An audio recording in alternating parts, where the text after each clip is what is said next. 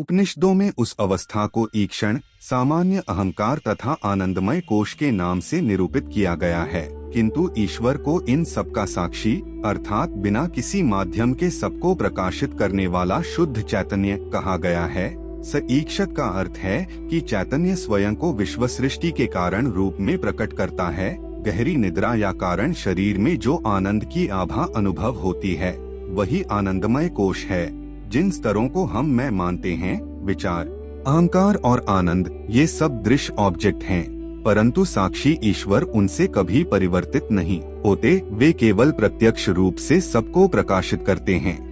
উপনিষদের বচনে সেই অবস্থাকে ইক্ষণ, সামান্য অহংকার এবং আনন্দময় কোষ নামে বর্ণনা করা হয়েছে, কিন্তু ঈশ্বরকে তাদের সাক্ষী অর্থাৎ অব্যবধানে সবকিছুকে প্রকাশকারী শুদ্ধ চৈতন্য বলা হয়েছে। স্ব-ইক্ষত অর্থে চৈতন্য নিজেকে বিশ্বসৃষ্টির কারণরূপে প্রকাশ করে এবং গভীর নিদ্রা বা কারণ শরীরের আনন্দের আভাই আনন্দময় কোষ। আমরা যেসব স্তরকে আমি বলে ভাবি, চিন্তা, অহংকার ও আনন্দ সবই দৃষ্ট বা অবজেক্ট, কিন্তু সাক্ষী ঈশ্বর তাদের দ্বারা কখনো পরিবর্তিত হন না। তিনি কেবল প্রত্যক্ষভাবে সবকিছুকে আলোকিত করেন।